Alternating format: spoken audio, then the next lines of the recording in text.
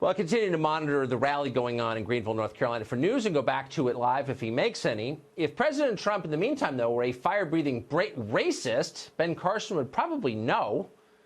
Secretary Carson has served directly under the president for 2 years as Secretary of Housing and Urban Development. He joins us tonight. Mr. Secretary, thanks very much for coming on. Good to be with you. So as you watch the almost unanimous verdict of the media that the president is a hard-boiled racist. This is, over the past 4 days, there's really almost been no other coverage of anything else.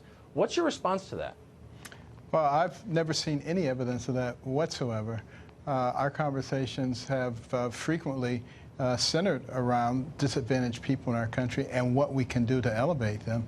And it seems to me like a racist wouldn't spend so much time on second chance legislation. He wouldn't spend so much time with opportunity zones, trying to take people who have made a lot of money and put those unrealized capital gains into areas that have traditionally been neglected so that people can rise. He wouldn't spend so much time working on affordable housing, recognizing what the crisis was.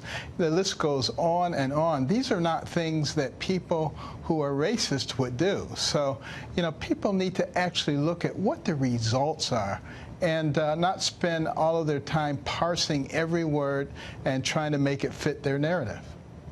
Would you work for a racist? No, I wouldn't. I would be out of there in 2 seconds.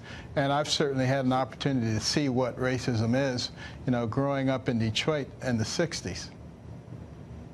Why do you think people say that about the president?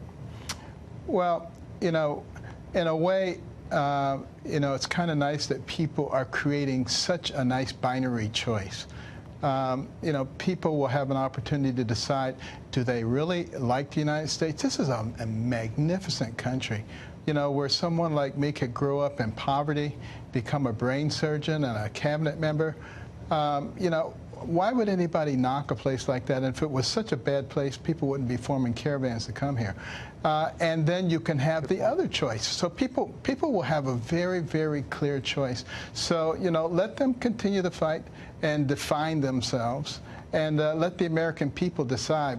What I discovered when I was running for president, as I traveled all over the country and to the small little hamlets in every state, is that most of the people in this country actually have common sense. And, they're not going to throw away what we want for Venezuela. When they're decent kind of people. I mean, travel the country as you have, and of course that's the first thing you discover. Do you think you can win a presidential race if you hate the country? It would become very apparent with your rhetoric that you were not someone who was a supporter of our nation. And, the interesting thing is we have an amazing country. People are trying to come here from all over the world. There's no other place like it. There's no place that has a history like our country. Have we made mistakes? Absolutely. Do we learn from them? Absolutely. Is that a reason to throw out the baby with the bathwater? Absolutely not. And, people who can only focus on the negative aspects of our country and not see the positive aspects, you have to wonder about what their motives are. You certainly do. Secretary Ben Carson, thanks very much. Good to see you. Always a pleasure. Thank you, Tucker.